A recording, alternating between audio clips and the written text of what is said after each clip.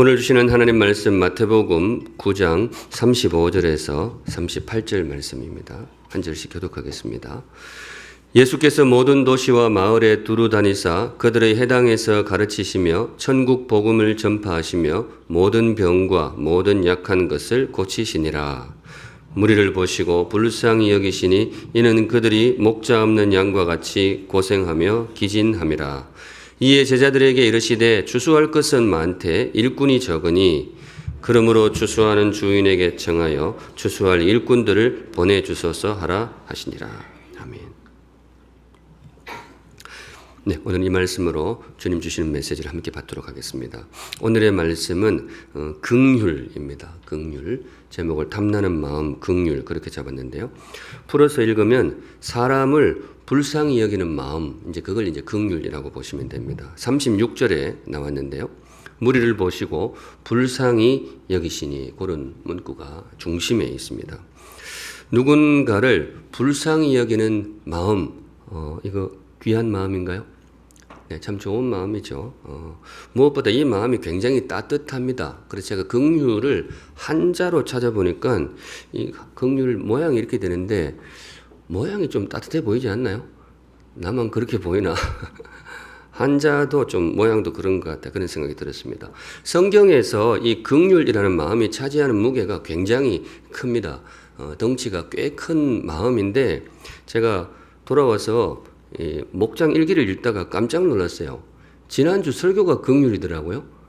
권혜생 교수님 그 은혜 많이 받으셨죠?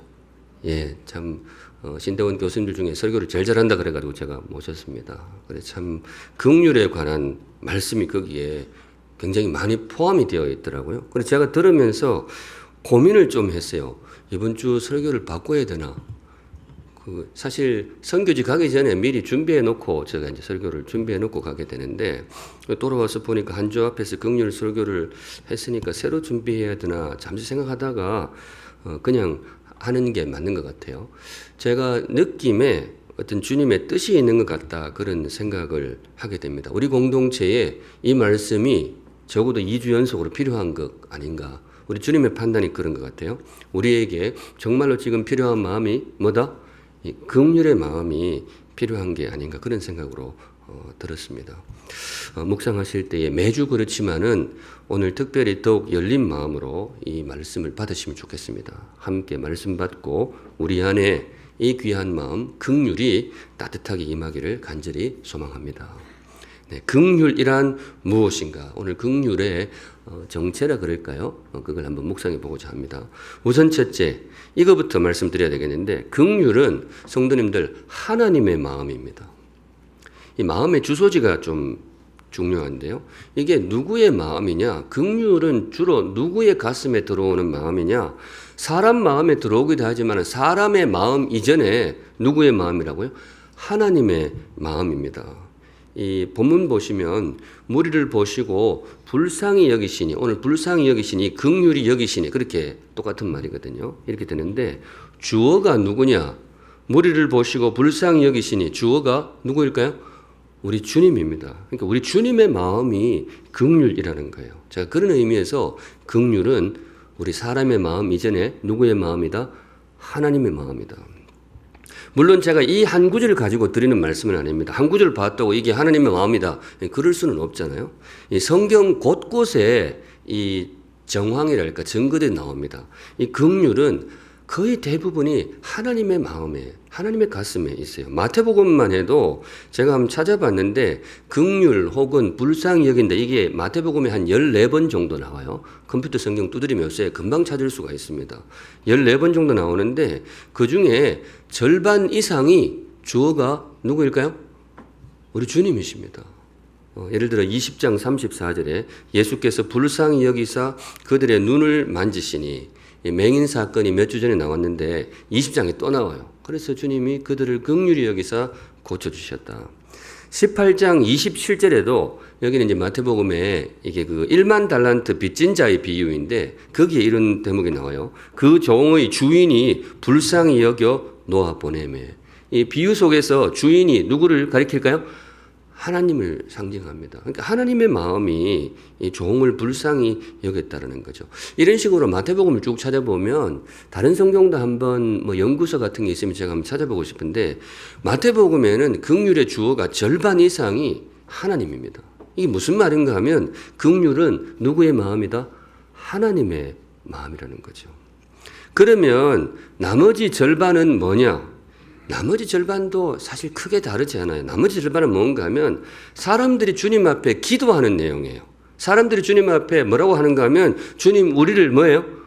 불쌍히 여겨주십시오. 이 기도. 그러니까 사실상 나머지 절반도 주어가 이게 주님이라고 할 수 있어요. 그 예를 소개시켜드리면 마태복음 17장 15절에 주여 내 아들을 불쌍히 여겨주소서. 주님이 좀 긍휼히 여겨주십시오.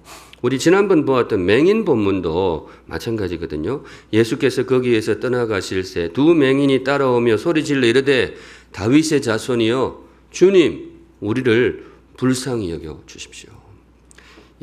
그러니까 이게 성경에서 제가 찾아본 이 마태복음에는 뭐 예외가 거의 없어요. 긍휼은 누구의 마음? 하나님의 마음이다. 그렇습니다. 하나 더 소개시켜 드리면 이런 것도 있어요. 책 제목인데 긍휼의 목자 예수.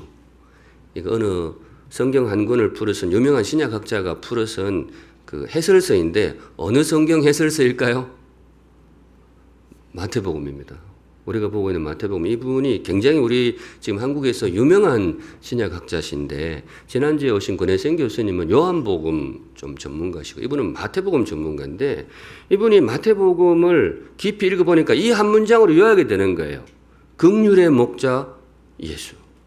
그러니까 마태복음에 긍휼이라는 단어가 우리 주님께 주어가 있는 것이 제가 우연히 그냥 딱 된 게 아니고 깊이 연구하면 정말 마태복음 전반을 흐르고 있는 주님의 마음이 긍휼이라는 거예요. 제가 이 정도면 조금 확신을 가지고 담대하게 선포할 수 있어요. 성도님들, 긍휼은 누구의 마음이다? 하나님의 마음입니다. 제가 그래서 설교 제목을 이렇게 잡았어요. 탐나는 마음 긍휼. 탐나는 마음 긍휼. 우리가 좋은 거 보면 좀 갖고 싶다, 나도 갖고 싶다, 그렇게 탐을 내잖아요. 예쁜 여자분들은 뭐 예쁜 보석 같은 거 보면 갖고 싶다. 또 어떤 사람의 재주가 굉장히 탐나기도 하고, 여하튼 좋은 거 보면 나도 좀 가졌으면 좋겠다, 이런 생각이 든단 말이죠. 그런데 우리는 성도이기 때문에 이런 생각이 들 수도 있죠. 나도 하나님의 마음을 한번 품고 싶다. 사람의 마음을 좀 넘어서는 정말로 귀한 하나님의 심장을 왔다 갔다 하는 그 마음이 내 가슴에도 한번 들어왔으면 좋겠다. 우리 사실 그런 소망들이 좀 있잖아요. 그죠? 나도 하나님의 자녀인데 하나님을 좀 닮고 싶다. 성도님들 혹시 그런 거룩한 생각이 찾아오신다면 이렇게 기도하시면 괜찮아요. 주님, 내 마음에도 뭐예요? 긍휼이 임하게 하여 주옵소서. 긍휼이 임하게 하여 주옵소서. 네, 긍휼은 제가 뭐 성경을 좀 더 읽어봐야 되겠지만은 지금 제가 읽은 거로는 그래요. 구약부터 신약 전반에 걸쳐서 이 긍휼은 하나님의 마음이에요. 우리 안에 긍휼이 임한다라는 거는 한 걸음 조금 과하게 나가면 이래. 내 안에 긍휼이 임한다는 것은 무슨 말인가 하면 하나님이 내 안에 들어오셨다, 이렇게 읽어도 크게 과언은 아닙니다. 그 베드로후서 1장 4절에 이런 말씀이 있어요. 이로써 그 보배롭고 지극히 큰 약속을 우리에게 주사. 하나님 우리에게 큰 약속을 주셨다는 거예요. 뒷부분 같이 시작. 세상에서 썩어질 것을 피하여 신성한 성품에 참여하는 자가 되게 하려 하셨느니라. 신성한 성품에 참여하는 자가 우리가 그렇게 되게 하려고 하나님 의도하셨다. 제가 참 좋아하는 구절인데 저는 예전 번역이 더 좋아요. 예전 번역에는 이 신성한 성품을 뭐라고 했는가 하면 신의 성품이라고 되어 있어요. 저는 이게 맞다고 봐요. 하나님의 성품 이러니까 조심스러워서 번역을 그냥 신성한 이렇게 바꾼 것 같은데 이게 무슨 말일까? 우리가 하나님의 성품에 참여한다. 보통 예를 들어 하나님의 성품을 닮아간다 이러면 좀 말이 되잖아요. 하나님의 성품을 닮아간다 그러면 되는데 성경이 그것보다 조금 더 세게 써요. 하나님의 성품에 참여한다. 영어로 participate 그렇게 되어 있어요. 근데 저는 이렇게 읽고 이게 뭔가 하면 하나님의 성품이 내 안에 들어온다는 것은 단지 어떤 나의 심상의 변화가 조금 일어난 게 아니에요. 하나님의 성품이 내 안에 들어온다는 것은 무슨 말인가 하면 우리가 하나님의 존재에 참여하는 통로가 된다. 조금 과할지 모르겠지만 적어도 저는 그렇게 읽고 있어요. 그러니까 이 참여한다는 말을 쓰신 것 같아요. 제가 오늘 이 말 저 말 막 아는 말 다 동원하는데 무슨 말을 하고 싶으냐 이거예요. 성도님들, 긍휼은 정말로 귀한 마음입니다. 예, 정말로 거룩한 마음이고요. 긍휼은 신성한 마음이라고 할 수 있어요. 욕심낼 만한 마음입니다. 우리가 보통 세상에 어떤 능력, 재주, 달란트, 은사 이런 거를 많이 탐을 내게 되는데 성도님들 이거 한번 탐내 볼 만해요. 내 안에도 긍휼이 임하게 하여 주옵소서. 이게 무슨 말인가 하면 우리가 하나님의 존재에 참여하게 되는 그런 일이라는 거죠. 그래서 저는 사실 목회하면서 이런 분들을 참 귀하게 여깁니다. 그리고 존경하기도 하고 약간 두려워하기도 해요. 어떤 성품을 가진 사람이냐? 어떤 성품? 긍휼. 우리 샘물에도 많이 계시지만 제가 눈여겨보는 분이 몇 분 있어요. 마음이 정말 따뜻해요. 마음이 정말 귀해요. 긍휼이 있어요. 사실 저는 막 무서운 사람보다 그런 사람을 조금 더 무서워해요. 예, 솔직히 그렇습니다. 막 이렇게 이렇게 그런 것보다 정말 마음이 따뜻하고 긍휼이 있는 분들은 제가 잘 보이려고 애를 써요. 왜냐? 그런 분들은 하나님하고 굉장히 최측근이거든요. 그 나중에 천국 가서 이렇게 거기도 뭐 그런 게 있나? 그러니까 뭐 똑똑하고 이런 사람들 잘 보여봐야 그 한국 천국 가면 별거 없어요. 여러분 주변에 혹시 특별한 재주도 없고 뭐 이렇게 그런 것도 없는데 마음이 굉장히 따뜻한 분들 있잖아요. 그분들 조심하셔야 돼요. 그 뒷 배후에 이 긍휼 굉장히 귀한 거를 너무 세속적인 언어로 표현하는데 그러니까 저는 그렇게 본다라는 거죠. 여러분 긍휼은 정말로 귀한 마음이에요. 하나님의 꿈이 나의 비전이 되고 예수님의 성품이 나의 인격이 되고 성령님의 권능이 나의 능력이 되길 원하고 바라고 기도합니다. 이게 세 가지 소원되어 있는데 여러분 이 세 줄 중에서 제일 중요한 게 몇 번째일까요? 하나만 딱 고르라면 여러분들 뭐 가지시겠어요? 평소에는 다 3번이죠. 성령님의 권능이. 그런데 오늘 아무래도 목사가 뭘 밀고 있는 것 같아요? 아무래도 2번을 밀고 있는 것 같죠. 여러분 이거 2번 중요해요. 제가 이 정도 마무리하겠습니다. 성도님들 긍휼은 정말로 좋은 마음이에요. 홀리 마음, 가들리 마음, 정말 하나님의 마음이에요. 그래서 쉽지는 않습니다. 그런데 이 귀한 마음이 저와 여러분에게도 찾아오기를 우리 주님의 이름으로 축복합니다. 아멘. 한 걸음 나가 두 번째, 긍휼이 뭐냐? 긍휼은 살리는 마음입니다. 살릴 수가 있어요. 무언가를 살린다라는 것 귀한 일이잖아요. 죽어가는 세상을 살리고 사람을 살리고 가정을 살리고 정말 귀한 일이잖아요. 세상에서 가장 강력한 능력인데 그런데 그 살리는 힘이 어디에 있느냐? 성경은 그렇게 가르칩니다. 긍휼에 있어요. 살리는 게 뭐 탁월한 리더십, 특별한 재주 물론 그런 것도 일정 부분 힘이 있겠지만은 성경이 주목하는 것은 긍휼이 살려요. 오늘 본문이 그걸 사실 가르치는데요. 35절 보시면요. 같이 읽을게요. 시작. 예수께서 모든 도시와 마을에 두루 다니사 그들의 해당에서 가르치시며 천국 복음을 전파하시며 모든 병과 모든 약한 것을 고치시니라. 신학 공부할 때 중요하게 생각하는 구절인데요. 예수님의 3대 사역 이렇게 부릅니다. 예수님이 이 땅에 오셔서 구원 사역, 구원의 역사를 베푸셨는데 그 3대 사역이 뭐냐? 가르치시고 전파하시고 고치시고. 이거 많이 외워요. 가르치시고 선포, 전파하시고 고치시고 이렇게 주님의 구원 사역, 3대 사역 이렇게 이야기를 하게 되는데 이걸 가능케 한 원동력이 뭐냐. 근데 이게 중요해요. 이게 표면적으로 드러난 것은 가르치시고 선포하시고 전파하시고 고치시고 이렇게 되어 있는데 이 3대 사역을 가능케 했던 그 원동력이 뭐냐. 그게 36절에 바로 뒷구절에 나와요. 우리 지금 계속 반복하고 있는 거예요. 36절 무리를 보시고 뭐예요? 불쌍히 여기시니. 주님의 그 구원사역 3대 사역의 기초에 이게 있어요. 주님이 우리를 긍휼히 여기신 거예요. 우리 예수님이 어떻게 해서 이분이 이 땅의 구원자가 될 수 있었느냐. 조금 다른 각도에서 묻는 측면인데요. 주님은 어떻게 이 땅의 구원자가 될 수 있었을까? 능력이 있으니까. 하나님의 아들이니까.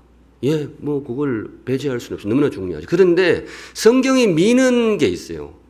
성경이 이걸 좀 주목해 줬으면 좋겠다. 뭔가 하면 그분의 마음에 뭐가 있었다고요? 긍휼이 있었어요. 그래서 가르치셨고 그 힘으로 선포하셨고 그 마음으로 고치셨습니다. 주님의 모든 구원 사역의 기초에 이 긍휼이 있어요. 그래서 제가 오늘 이 이름으로 담대하게 소개할 수 있습니다. 성도님들, 세상을 살리는 힘이 어디에 있느냐? 긍휼에 있습니다. 마음이 따뜻한 사람이 살려낼 수 있어요. 여러분 좀 공감이 되십니까? 실제로 그래요. 마음의 긍휼이, 그래서 저는 긍휼은 정말 대단한 힘이에요. 세상 어떤 힘보다 굉장히 강력한 힘을 가지고 있어요. 그래서 정말 간절히 기도할 만해요. 주님, 내 마음에 긍휼을 베풀어 주옵소서. 그래서 저 진심으로 그분들을 두려워합니다. 제가 그분들한테 함부로 하지 않습니다. 사람이 보면 그래도 보이잖아요. 이분이 긍휼이 있다, 따뜻함이 있다 보이잖아요. 저 사실 웬만한 사람 안 무서워하는데 저도 한 성깔이 있으니까. 성깔 있는 사람 별로 안 무서워해요. 그 약하거든요. 근데 진짜로 제가 존경하고 그렇죠. 조금 두려워하는, 두려움이라고 표현해도 좋아요. 그런 분들은 이 마음에 긍휼이 있는 분들입니다. 정말 귀한 분들이거든요.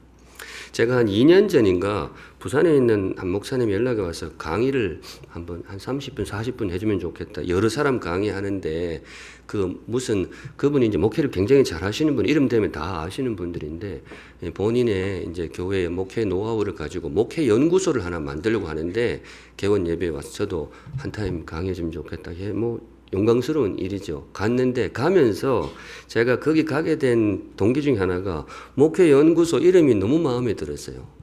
살림 목회연구소. 살림 목회연구소. 근데 제가 가면서 궁금하더라고요. 여러분, 살림 목회연구소에 되어 있으면 이게 살림 목회연구소일까요? 아니면 살림 목회연구소일까요? 우리 한국말이 쉽지가 않은 것 같아요. 우리도 악센트가 있어요. 살림 이름이 뭐예요? 살림 사는 거잖아요. 살림. 아닌가요? 제가 틀렸나? 맞죠? 그러면 살림 이름이 뭐예요? 살리는 거잖아요.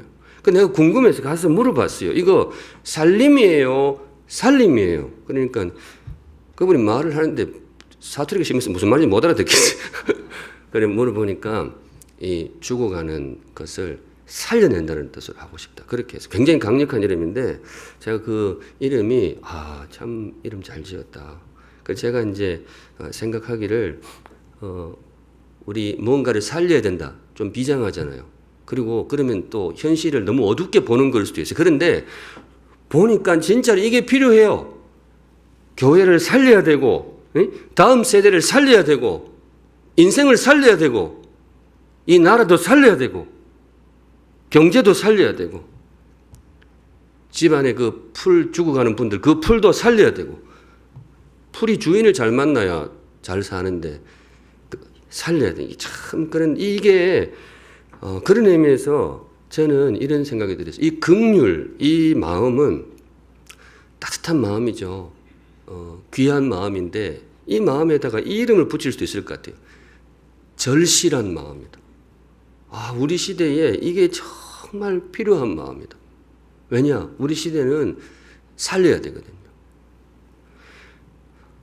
사실 근데 아이러니한 건 우리 시대는 그 어떤 시대보다 자원이 풍성하고 능력도 많고 인재도 많고 너무 많아요. 다 갖춰져 있어요. 부족함이 없어. 기술도 엄청 발달됐고. 그런데 우리가 지금도 결핍을 느끼고 뭔가를 살려야 된다. 이 말이 절실하게 올라오잖아요. 그럼 도대체 이 시대에 없는 게 뭐냐 이거지. 이 시대를 살리기 위해서 도대체 기술이 부족하냐, 자원이 부족하냐, 똑똑한 사람이 부족하냐. 다 차고 넘치죠. 근데 말씀 묵상하는데 그런 생각이 드는 거죠. 이 성경이 맞다. 정말로 세상을 살리는 힘이 어디에 있다? 긍휼에 있는 거죠.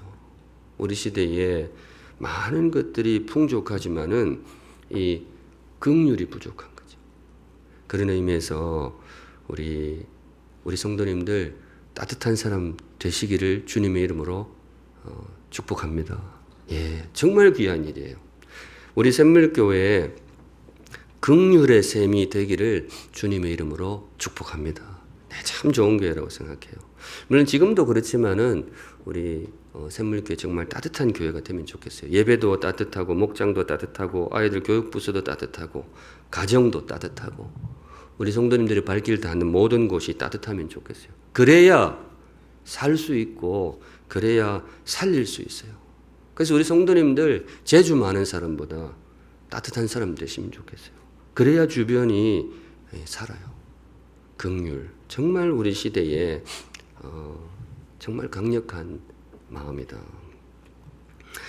한 가지 설교 준비 과정을 소개해드리면 제가 사실은 설교가 오늘보다 이거 지금 하는 것보다 한 페이지가 더 길었는데 한 페이지를 뺐어요. 다행이죠. 한 페이지를 썼다가 제가 과감하게 뺐어요. 그때 이제 바울과 바나바를 비교하면서 한 페이지 정도 더 썼는데 내용이 뭔가 하면 긍휼이 질서를 잃으면 안 된다. 너무 긍휼이라고 이렇게 하면 단호함이 사라지면 이거 아무것도 안 된다. 그 바나바, 바울이 그것 때문에 그래서 비교가 되고 주님이 귀하게 썼던 사역자는 바나바도 귀하지만 단호함이 있던 바울을 귀하게 썼거든요. 그래서 긍휼이 질서를 잃으면 안 된다. 이걸 한 페이지 쭉 썼다가 지웠어요. 왜냐하면 드는 생각이 지금 하나님이 우리 교회에 주시는 방점은 긍휼에 있는 것 같다. 제가 그거 보고 봤고 지난주 권혜생 교수님 설교 2주 동안 긍휼을 줄 때는 이 방점을 단호함보다는 이 긍휼에 찍어야 되는구나. 그래서 뺐는데 그래도 결국 할 말은 다 한 거죠. 그죠? 제가 다 하여튼 무엇이든 균형이 중요한데 그래도 오늘은 여러분 지금까지 우리 샘물에 발걸음 하셨던 주일 중에서 제일 따뜻한 주일이 되시기를 주님의 이름으로 축복합니다. 네, 필요해요. 마지막으로 긍휼이 무엇인가? 긍휼 하나님의 마음이고 살리는 마음이라 그랬는데 주님의 부르심이다. 이것도 기억해 두시면 좋겠어요. 긍휼은 주님의 마음입니다. 주님께서 우리를 부르실 때에 어떻게 부르시느냐? 우리 마음에 긍휼을 일으키실 때가 많아요. 주님은 언제나 사람을 통해 일을 하시거든요. 2주 뒤에도 제가 이 말씀 전해야 되는데 하나님이 일하시는 대원칙이 이거예요. 사람을 통해 일하신다. 그래서 주님은 언제나 사람을 찾으시고 사람에게 명령을 주셔서 주님의 일을 이루어 가십니다. 사명을 주시는 거죠. 그런데 하나님께서 사명을 어떻게 주시느냐? 꿈에 나타나가지고 아무개야 네가 이 일을 좀 해라. 이렇게 네가 저 일을 좀 해라. 이렇게 하나님이 사명을 주시느냐?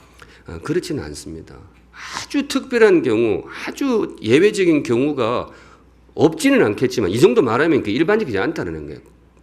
하나님이 택하시는 하나님의 방식은 뭐냐? 그렇게 막 꿈에 나타내는 그런 건 하나님 일반적인 방식이 아니에요. 하나님이 사명을 주시는 가장 일반적인 방식이 뭐냐? 내 마음에 긍휼이 올라와요. 이렇게 가는데 어떤 사람이 자꾸 눈에 밟히는 거죠. 어떤 일이 자꾸 신경이 쓰이는 거죠. 성도님도 혹시 살다가 그런 마음이 들 때가 있으셨는지요? 혹시 있다면 그 괜히 쓸데없는 생각이 온 게 아니에요. 그게 뭔가 하면 주님이 여러분의 마음을 두드리시는 겁니다. 이건 틀림이 없어요. 주님은 언제나 그렇게 일을 하세요. 내 마음을 그런 식으로 두드리세요. 응답하실 분은 응답하시기 바랍니다. 그게 주님의 부르심이에요. 제가 대학 시절 1년 후배가 했던 말이 지금도 기억에 남아 있는데요. 문제가 보이는 것은 소명이다. 뭐 문제의식이 소명이다 그랬던가. 굉장히 똑똑한 친구였는데 이런 거예요. 대학생들 보면 사회에 문제점 그런 거 많잖아요. 뭐 정치도 그렇고 사회에 문제점이 많은데 보통 문제가 들어오면 비판하고 막 이렇게 하고 그렇게 책임자 나무라고 그렇게 하는데 그 후배 생각은 뭔가 하면 내 눈에 문제가 들어온다는 것은 주님의 뭐예요? 소명이다. 그걸 소명의식으로 받아야 된다. 그 말이 괜찮지 않습니까? 굉장히 똑똑한 후배였는데 그 후배가 지금 좋은 나무 교회에서 목회하고 있어요. 학교 다닐 때부터 그래 똑똑했어요. 오늘 여기에 빗대어서 제가 이 말씀 드리고 싶어요. 문제의식은 소명이다. 예, 맞는 말이라고 봐요. 그런데 오늘 주시는 말씀이 뭔가 하면 성도님들 긍휼이 소명입니다. 여러분들 마음에 혹시 긍휼의 마음이 올라온다. 누군가를 향해서 자꾸 긍휼의 마음이 올라온다. 그거 너무 쉽게 넘기지 마세요. 내가 요새 속이 허한 모양인데 왜 이런 생각이 들지? 그런 거 아니에요. 주님이 찾아오신 거예요. 다른 마음은 몰라도 긍휼은 거고요. 아이고 내가 오늘 저 사람 한번 잡아야 되겠다. 이거는 나쁜 놈이 들어온 거고 어떤 사람이 이렇게 다 자꾸 신경이 쓰이고 긍휼의 마음이 올라올 때는 주님의 소명입니다. 우리 믿음의 선조들이 그렇게 부르심을 받은 분들이 많아요. 예를 들어 느헤미야 대표적으로 이분 굉장히 잘 나가던 분이거든요. 나라는 망했지만은 그 페르시아 제국이 인재를 등용하는 인재 등용 정책에 이 사람이 뽑혀가지고 황제의 최측근으로 발탁된 사람이었어요. 성경에 보면 술 맡은 관은 나오는데 이거 요리사는 했구나 그런 거 아니에요. 고대 시대에는 독살 이런 게 있기 때문에 최측근을 음식을 맡겼어요. 최고 권력자의 그 핵심부 이너서클이라고 보시면 돼요. 잘 나가는 그런 인생이었는데 어느 날 느헤미야의 마음에 이 긍휼이 찾아온 거죠. 고국의 소식이 들려오는데 예루살렘 백성의 삶이 너무 피폐하다. 이 소식이 들어왔는데 이 사람이 그 소식을 듣고는 넘길 수도 있는데 잠을 못 이루어요. 긍휼이 들어와 버린 거죠. 그리고 이분은 이걸 주님의 소명으로 받습니다. 그래서 황제한테 그 귀한 측근 자리를 내놓고 황제의 허락을 받아서 예루살렘으로 가서 그분들의 삶을 회복시킵니다. 이렇게 부르심 받은 분들이 많아요. 대체로 그렇게 다들 부르심을 받았어요. 성도님들 그 연장선에서 혹시 저도 그렇고 여러분들도 그렇고 어떤 누군가를 향해서 자꾸 긍휼의 마음, 신경이 쓰이는 마음이 올라온다. 쉽게 접지 마시고 자세히 살펴보시기 바랍니다. 하나님의 부르심이 그 안에 들어있을 수가 있습니다. 하나님은 그렇게 사람을 부르십니다. 꼭 무슨 임명장 수여하고 그런 게 아니에요. 주님의 임명장이라고 보시면 돼요. 긍휼은 주님의 임명장입니다. 거기에 응답하는 사람이 있고 물러서는 사람이 있을 뿐이에요. 감사하게도 우리 믿음의 선조들이 주님의 긍휼의 임명장을 수납하고 많은 분들이 소명의 길에 나서셨고 그 가운데 가장 귀한 걸음이 바로 우리 예수님이 걸으셨어요. 우리 예수님이 왜 이 십자가의 길, 그 사명의 길을 갈 수가 있었느냐? 불쌍한 마음이 든 거죠. 목자 없는 양과 같이 고생하며 기진함이라. 무리를 보시고 주님이 불쌍히 여겨. 주님이 그 마음을 소명으로 받으신 거죠. 그래서 그분이 이 땅에 오셨고 그래서 그분의 수고로 우리가 영광스러운 주님의 자녀가 될 수 있었습니다. 우리의 구원은 긍휼의 열매였습니다. 우리의 구원은 긍휼의 응답이었습니다. 우리 주님이 그 긍휼의 소명을 수납하셨기 때문에 저와 여러분이 이 자리에 있습니다. 이제는 우리도 그 소명에 응답하여서 누군가 하나님의 사랑과 구원을 맛보는 행복한 인생이 꼭 있기를 주님의 이름으로 축복합니다. 아멘. 오늘 여기까지 보겠습니다. 오늘의 말씀 탐나는 마음 긍휼. 긍휼. 사실은 설교 준비하면서 자기를 많이 돌아보게 되는데 저 개인적으로는 저의 참 큰 약점이다 그렇게 생각하고 오늘 저를 향해서도 강하게 설교를 하는 마음으로 그렇게 올라왔습니다. 성도님들 긍휼 하나님의 마음입니다. 이 마음이 세상을 살릴 수가 있어요. 저와 여러분에게도 이 귀한 마음 찾아와서 나도 행복하고 나를 통해 누군가도 행복한 복된 긍휼의 인생 되시기를 주님의 이름으로 축복합니다. 아멘. 네, 아까 그 찬양 이 세상을 살아가는 동안에 함께 찬양하겠습니다. 거룩하신 하나님 아버지, 주님께서 우리를 향하여서 긍휼의 마음을 품어주셨기에 우리가 이 자리에 있음을 고백합니다. 우리에게 베푸신 수많은 은혜와 주님의 복들이 단지 능력이 아니고 우리를 향한 주님의 마음이었음을 다시 돌아보게 됩니다. 긍휼의 은혜를 입은 자로서 우리도 주님 닮은 긍휼의 사람이 되게 하여 주시옵소서. 하나님의 신성한 성품, 하나님의 존재의 때가 묻은 그 귀한 마음을 부족하지만 우리의 가슴에도 심어 주시옵소서. 그래서 주의 긍휼을 통하여서 우리가 행복을 누렸듯이 부족하지만 나의 긍휼을 통하여서도 하루를 살아갈 힘을 얻는 귀한 인생들 많이 나타나게 하여 주시옵소서. 아멘.